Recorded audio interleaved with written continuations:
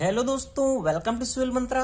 मैं हूं अनुपम। दोस्तों, आज हम स्टार्ट करेंगे रिलेशन बिटवीन ई के एंड जी के बीच में, कि हमारा जो रिलेशन होता है ई के और जी के बीच में वो क्या होता है। वो सारी चीजें हम डिटेल से डिस्कस करेंगे। अब मैं एक एक मीनिंग को डिटेल से डिस्कस करूंगा। इस वीडियो में बात करेंगे फिलहाल ई और के में रिलेशन क्या होता है, ई और जी में रिलेशन क्या होता है, और ई के और जी में रिलेशन क्या होता है। पहले मैं सबको वन बाय वन डिस्क्राइब कर देता हूं कि दोस्तों ई का मतलब क्या है, के का मतलब क्या है और जी का मतलब क्या है, ताकि मैं बार बार जब इसका नाम लूं तो आपको कंफ्यूजन ना हो। ई का मतलब हमारा होता है यंग मॉडुलस। जो यंग मॉडुलस होता है उसका फॉर्मूला में होता है तो लॉन्गिट्यूडनल या direct stress upon longitudinal strain होता है। अगर आपको डिटेल से इसके बारे में जानना है कि यंग मॉडुलस क्या होता है, मॉडुलस ऑफ रिजिडिटी क्या होती है, या बल्क मॉडुलस होता है क्या होता है, तो चैनल पे आप दोस्तों लिंक पे जा सके देख सकते हैं। मैंने हर एक के बारे में डिटेल से डिस्कस किया हुआ है। यहाँ हमारा मेन जो डिस्कस करना है, इसका रिलेशन फाइंड करना है ई के और जी में। फिर भी मैं थोड़ा सा डिस्क्रिप्शन ले लेता हूं ताकि आपको जो भूल भी गया हो तो उस चीज समझ में आ जाए। तो ई इक्वल टू क्या होता है, longitudinal stress and longitudinal strain. Okay, जो हमारा जी होता है उसे हम कहते हैं मॉडुलस ऑफ रिजिडिटी। जो इसका फॉर्मूला होता है shear stress upon shear strain Q upon five. Okay, ये हम डिनोट करेंगे इसके लिए। और जो हमारा बल्क मॉडुलस होता है वह होता है normal stress P and volumetric strain E V. Okay, ये सारे हो गए डिनोट। अब हम बात करते हैं रिलेशन के बारे में कि ई और के का हमारा रिलेशन कैसे निकलता है। देखो दोस्तों, जैसा कि मैंने एक क्यूब को कंसिडर किया है। अगर हम देखें, मैं बात कर रहा हूं ई और के बीच में relation. E is a Young modulus और के इज ए बल्क मॉडुलस। अब आपको दिमाग में आ गया होगा कि हमारा यंग मॉडुलस क्या होता है और बल्क मॉडुलस क्या होता है। अब हम बात करते हैं इसके डेरिवेशन के बारे में कि ई और के का हमारा रिलेशन क्या निकलेगा। अगर मैंने एक क्यूब को कंसीडर किया हुआ है, देखो दोस्तों, अगर मैं बात करूं उसमें मैं फोर्स लगा रहा हूं, टेंसाइल फोर्स लगा रहा हूं, टेंसाइल स्ट्रेस लगा रहा हूं, तो जो हमारा स्ट्रेस है इस क्यूब में वो हर जगह इक्वल होगा। यानी अगर एक्स डायरेक्शन के लिए लगाऊं, वाई डायरेक्शन के लिए लगाऊं, या फिर जेड डायरेक्शन के लिए लगाऊं, तो हमारा जो स्ट्रेस है इस बार के लिए, इस क्यूब के लिए क्या होगा, सब में इक्वल होगा। यानी मैं कह सकता हूं कि जो हमारा पी एक्स है और P Y and P Z, जो हमारा स्ट्रेस है वो हमारा पी है। ऐसा हम कह सकते हैं क्योंकि पूरी बॉडी के लिए हम स्ट्रेस लगा रहे हैं। तो देखो, अगर सेम थिंग, अगर इस बॉडी में हम स्ट्रेस लगा रहे हैं तो जो हमारा प्रिंसिपल स्ट्रेस होगा एक्स डायरेक्शन के लिए, वाई डायरेक्शन के लिए, जेड डायरेक्शन के लिए, वो भी क्या होगा, इक्वल होगा। यानी कहने का मतलब E X and E Y and E Z equal, सब क्या होंगे, इक्वल होंगे। तो हमें पता है कि जो हमारा ई एक्स की वैल्यू क्या होती है, ई वाई की और ई जेड की, ऑलरेडी दोस्तों मैंने पीछे वीडियो में डिस्कस किया है। तुम्हारा ये रिलेशन क्या निकल के आता था, पी और ई। ई हमारा क्या है, यहाँ स्ट्रेन है, स्ट्रेस है, और ये हमारा क्या है, यंग मॉडुलस है। तो इस तरीके से इसको लिख सकते हैं माइनस पी। और ये क्या है हमारा, ये हमारा एक पॉइजन रेशियो है। लेटरल स्ट्रेन से हमारा फॉर्मूला निकल के आता है, क्योंकि हमारा फॉर्मूला क्या होता है, लेटरल स्ट्रेन। देखो मैं यहाँ पर फिर याद दिला देता हूँ, लेटरल स्ट्रेन अपान क्या होता है, लॉन्गिट्यूडनल स्ट्रेन। लॉन्गिट्यूडनल स्ट्रेन होता है, ये क्या होता है, वन अपान एम।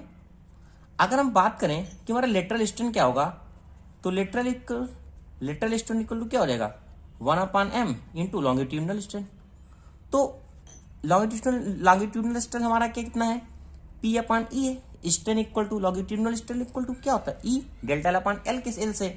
तो हम लोग इसको लिख सकते हैं माइनस का साइन एम, क्योंकि हमारा डिक्रीज होता है लेटरल स्ट्रेन में। और ये हो गया वाई के लिए, और ये हो गया पी एम और ई। ओके, इस तरीके से जो हमने यहां रिलेशन फाइंड किया था वह क्या है, वन अपान ई, सब में क्या हो जाएगा, कॉमन हो जाएगा। ये कितना बचेगा, पी, ये वन अपान एम ई यानी टू पी एंड एम। ई हमने क्या किया है, कॉमन ले लिया है। अब देखो, ये हमारा पी और पी दोनों में है, और ये ई यानी वन माइनस ये कितना हो जाएगा, टू अपान एम। ये हमें यहां से मिल गया। ये क्या हमारा आया हुआ है, E X E Y and E Z, E X equal E Y and E Z. Okay, यहां से हमें पता चल गया ये हमारा क्या था, स्ट्रेस के लिए था, ये हमारा क्या था, स्ट्रेस था, और ये हमारा क्या था, स्ट्रेन था। ओके, अब हमें पता है ई हमारा क्या है, यहाँ यंग मॉडुलस है। हमने बात किया था कि जो हमारा स्ट्रेन था, क्या वैल्यूमेट्रिक स्ट्रेन, वह कितना होता है, जो हमारा वैल्यूम स्ट्रेन होगा वो हमारा कितना होता है, डेल्टा वी। डेल्टा वी अगर हमें फाइंड करना है, स्ट्रेन को फाइंड कर रहा है, तो डेल्टा वी अपान कितना हो जाएगा, वी। इसको ईवी से नोट करो क्योंकि स्ट्रेन की बात मैं कर रहा हूं, ठीक है। Delta V upon we.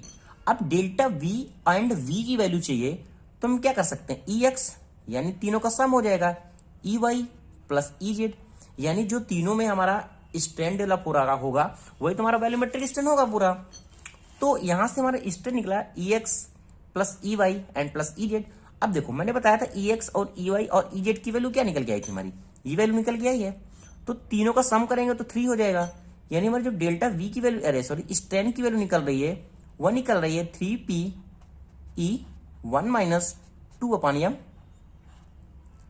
Okay, अब मैंने आपको ऑलरेडी बताया है कि हमारा जो बल्क मॉडुलस है के इक्वल टू क्या होता है, normal stress upon volumetric strain, volume strain. अब इसकी वैल्यू ऑलरेडी हमें पता हो गई है और पी की वैल्यू भी पता हो गई है, तो वैल्यू को क्या करते हैं, हम रखते हैं, देखते हैं क्या होता है। अब यहां से हम क्या करते हैं, ईवी की वैल्यू ये फिर निकाल लेते हैं। अगर हम ईवी की बात करें कि जो हमारा स्ट्रेन है ईवी, ये कितना हो जाएगा, पी अपान के हो जाएगा। अब ईवी की वैल्यू हमने ऑलरेडी निकाल के रखी है कि हमारा जो वैल्यू में स्ट्रेन कितना होता है, ये हमारा होता है 3p upon E 1 minus 2 upon M equal to P upon K. अब हमें P से P हमारा कैंसिल हो जाएगा, हमें रिलेशन चाहिए E और K में, हमें E की वैल्यू यहां से निकालेंगे, E की तो कितना हो जाएगा, ये 3K हो जाएगा, 3 का यहां मल्टीपल हो जाएगा, E इस साइड आ जाएगा, यानी 1 माइनस 2 अपान एम। इस तरीके से हमारा जो E और K में रिलेशन आएगा तो E इक्वल टू हमारा हो जाएगा 3K 1 minus 2 upon M. Okay, अब यहाँ E क्या है, E हमारा यंग मॉडुलस हो गया, K क्या है, बल्क मॉडुलस है, ये हमारे क्या है, एक नंबर है, और जो हमारा 1 अपान एम होता है वो होता है पॉइजन रेशियो। अब हमारा ये जो रिलेशन आया है ये आपको शॉर्टकट में पूछा जा सकता है, या फिर कोई भी एग्जाम है, एसएससी जेई का एग्जाम है, कैसे भी हमें ये रिजल्ट क्या करना है, याद रखना है। हमने ई और के में रिलेशन फाइंड कर लिया है। अब हम बात करते हैं जो हमारा नेक्स्ट क्या था, ई और जी में रिलेशन। ई हमारा क्या है, यहाँ यंग मॉडुलस है, और हमारा जी क्या है, मॉडुलस ऑफ रिजिडिटी है। तो देखते हैं आगे बात करते हैं दोस्तों, हमारा जो रिलेशन आएगा ई और जी के बीच में क्या आएगा, E is a Young modulus and G is a modulus of rigidity. Suppose that मैंने दोस्तों एक यूनिट साइज का क्यूब को कंसीडर किया है, जो हमारा है ए बी और सी और डी है। अगर हम इसमें शेयर स्ट्रेस अप्लाई करें क्यू, अगर हम शेयर स्ट्रेस में अप्लाई करेंगे इस बॉडी पे, शेयर स्ट्रेस हमने अप्लाई किया, ये देखो शेयर स्ट्रेस हमने अप्लाई किया इस बॉडी पे। जब हम शेयर स्ट्रेस इस बॉडी के लिए अप्लाई करेंगे तो हमारी बॉडी क्या होगी, स्ट्रेन होगा इसमें प्रोड्यूस होगा, यानी हमारी बॉडी क्या होगी, चेंज होगी। जब भी बॉडी हमारी चेंज हो रही है सपोज दैट, तो ये बॉडी जो हम स्ट्रेस लगा रहे हैं, ये हमारा जो चेंज हो रही है बॉडी, वो क्या हो जाएगी, स्ट्रेस जो प्रोड्यूस हो रहा है इसमें चेंज जब हो रहा है वो सपोज दैट D1 हो गया। और जो हमारा डायगोनल है AC, this is diagonal AC, ये हमारा कितना हो जाएगा दोस्तों, C1 मैंने मान लिया। इस तरीके से ये फाइंड हो जाएगा। देखो जब स्ट्रेस हम प्रोड्यूस लगाएंगे, ये बॉडी क्या हो रही है, ऐसे कुछ इस तरीके से। तो हमारा जो ये एंगल बन रहा है इसके बीच में, ये मैंने मान लिया क्या है, फाई है, फाई। यहां पर जो फाई है वह क्या है, शेयर स्ट्रेन है, phi is called shear strain. Okay, shear strain, और ये भी हमारा क्या हो जाएगा, ये फाई हो जाएगा। ठीक है, अब हम देखो ये जो डायगोनल हमारा फॉर्म हो रहा है ए और सी के लिए, तो अगर हम देखें तो हमारे दो फिगर यहां बन गए, एक तो हमारा ए था, बी था, सी और डी था। जब इसमें डिस्टॉर्शन हो गया ड्यू टू शेयर फोर्स जब हमने लगाया, वो हमारा कितना हो गया, ए हो गया, बी C1 एंड D1। कहने का मतलब जो हमारी बॉडी पहले थी वो क्या थी, ए बी सी और डी थी। जब इसमें हमसे फोर्स लगाया, शेयर स्ट्रेस लगाया, जब हमारी बॉडी डिस्टॉर्ट हो गई, तो उसमें क्या हो गया, ए बी C1 और D1 हो गया। ओके, अगर हम देखें जो डायगोनल हमारा AC है, जो लेंथ हमारा डायगोनल AC है, वो कितना हो गया हमारा, ए C1 हो गया, जो यही तो डायगोनल है हमारा जो चेंज हो गया AC1। इसी तरीके से जो हमारा डायगोनल अगर हम बात करें AC की, जो हमारा जो स्ट्रेंथ प्रोड्यूस हो रहा है, टेंसाइल स्ट्रेंथ प्रोड्यूस हो रहा है ऑफ डायगोनल एसी के लिए, वह कितना हो जाएगा, change in length upon original length. अब चेंज इन लेंथ हमारा कितना हुआ इस बॉडी के लिए, हमारा एसी के लिए देखा जाए तो ये क्या था, AC1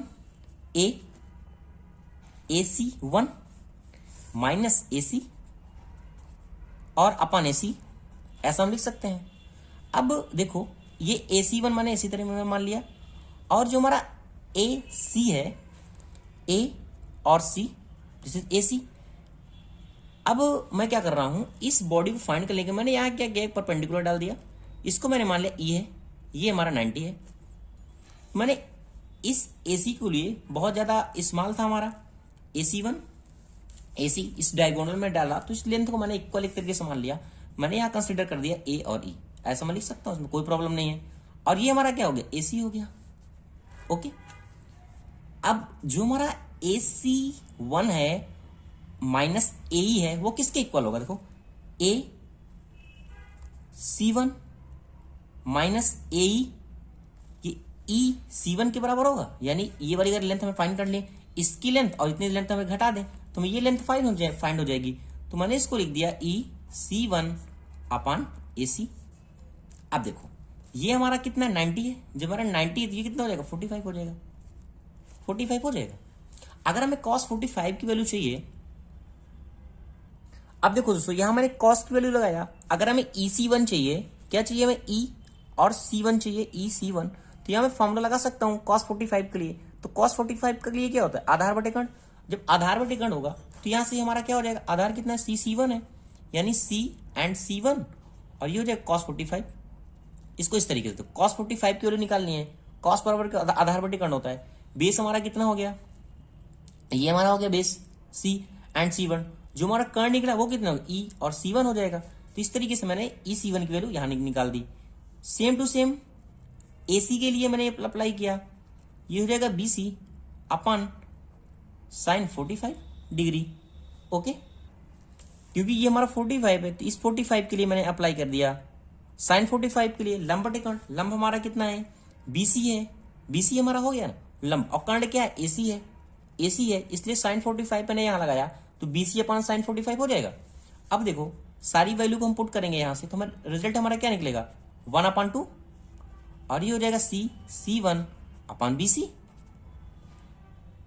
क्योंकि साइन 45 की वैल्यू 1/√2 तो 1/2 हो जाएगा, 1/2 C1 एंड BC1। अब देखो ध्यान से देखना, जो हमारा A/2 है, अब देखो अगर हम देखें C1 ये क्या था, C एंड C1, और हमारा क्या है B और C है, ये B है और हमारा C है। अगर हम यहाँ tan phi लगाएं इसके लिए, tan phi इक्वल टू क्या होता है, लंब बटे आधार, लंब हमारा कितना होगा, ये हो गया, आधार कितना होगा हमारा, ये हो गया, तो यहाँ इसको tan phi लिख सकता हूं मैं इसके लिए, tan phi। ओके, अब हमारा tan phi बहुत स्मॉल है इसलिए मैंने phi को कंसिडर किया, तो हमारा ये होगा 1/2 इंटू फाइव, और हमारा जो phi हुक को होता है वो हमारा कितना होता है, Q/G होता है, क्योंकि हमने बताया था ना अभी G इक्वल टू हमारा क्या होता है, Q/phi, मॉडुलस ऑफ रिजिडिटी। अगर हमें phi की वैल्यू चाहिए तो Q/G हो जाएगा, यानी ये रिलेशन हमें फाइंड हो गया डायगोनल AC के लिए। अगर सेम टू सेम डायगोनल हम B और D की बात करें, जो हमारा डायगोनल होगा, कंप्रेसिव स्ट्रेन होगा फॉर डायगोनल B और D का, वह भी सेम होगा। डायगोनल अगर BD की बात करें, डायगोनल B और D के लिए वह भी कितना होगा, 1/2 एंड Q/G हो जाएगा। ये वैल्यू यहाँ दोस्तों हमें फाइंड हो गई।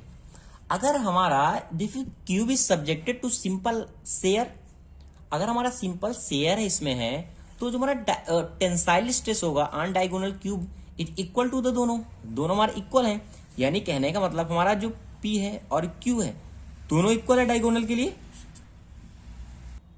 एक चीज दोस्तों यहां से समझना कि अगर हम जो स्ट्रेन लगा रहे हैं, जो इसमें हम स्ट्रेस लगा रहे हैं, अगर हम Q जो हमारा स्ट्रेस लग रहा है डायगोनल AC के लिए, वो कितना होगा, अगर हम स्ट्रेन की बात करें तो हमारा कितना होता है, Q/E होता है, ये देखो Q/E होता है, यहां से स्ट्रेन इक्वल टू, बट जो हमारा स्ट्रेन इस बॉडी के लिए लग रहा है डायगोनल AC के लिए, जो हमारा डायरेक्ट स्ट्रेस लग रहा है वो हमारा अपोजिट है BD के लिए भी, BD के लिए होगा, यानी एक में तो हमारा स्ट्रेंथ प्रोड्यूस हो रहा है, बट एक में क्या हो रहा है, हमारी बॉडी कंप्रेस कर रही है, क्योंकि हम जो फोर्स लगा रहे हैं ऐसे लगा रहे हैं, ऐसे लगा रहे हैं, देखो इस तरीके से हमारा फोर्स लग रहा है, अपोजिट लग रहा है एक दूसरे से।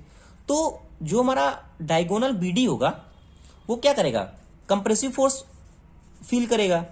ये तो हमारा स्ट्रेन फील कर रहा है, बट हमारा जो कंप्रेसिव फोर्स अगर हमारा एग्जिट कर रहा है, बॉडी हमारी रिड्यूस हो रही है, तो वहां हमारा क्या जाता है, लेटरल स्ट्रेन आ जाता है। क्या जाता है, लेटरल स्ट्रेन आ जाता है। तो अगर इसके लिए कहें तो हमारा जो स्ट्रेस प्रोड्यूस होगा 1 क्यू ई होगा, क्यों लेटरल स्ट्रेन का हमारा यही आता है रिजल्ट। तो अगर हम बात करें कि टोटल स्ट्रेन हमारा कितना होगा इस बॉडी के लिए, अलोंग एसी के लिए, डायगोनल एसी के लिए टोटल स्ट्रेन कितना होगा, देखो हम बात करते हैं कि हमारा जो टोटल स्ट्रेन है, टोटल स्ट्रेन अलोंग किसके लिए, अलोंग डायगोनल एसी के लिए, एसी के लिए कितना होगा, Q and E plus 1/m Q upon E. क्यों, देखो बार बता रहा हूं, ये बॉडी हमारी क्या है, एक अपोजिट फोर्स लग रहा है, इक्वल एंड अपोजिट फोर्स लग रहा है इस तरीके से। तो बॉडी हमारी एक क्या होगी, एक तो कंप्रेस फोर्स कर रही है, एक हमारा क्या स्ट्रेंथ प्रोड्यूस कर रही है टेंसाइल स्ट्रेंथ से, यानी जो हमारी कंप्रेसिव फोर्स फील करेगी तो हमारा क्या होगा, बॉडी एक तरीके से रिड्यूस हो रही है। तो रिड्यूस हो रही है तो हमारा क्या आ जाएगा, लेटरल स्ट्रेन आ जाएगा। तो अगर हम टोटल डायगोनल की बात करें कि हमारा जो स्ट्रेंथ कितना प्रोड्यूस हो रहा है, तो क्यू अपॉन ई 1/m इंटू क्यू अपॉन ई, यानी एक हमारा हो गया एसी के लिए और एक हमारा हो गया कितने के, बीडी के लिए। तो हम दोनों को अगर सॉल्व करें तो हमारा रिजल्ट क्या, क्यू अपॉन ई और क्यू अपॉन ई क्या हो जाएगा, कॉमन हो जाएगा। ये कितना बचा, 1 + 1/m, इतना ही बचेगा।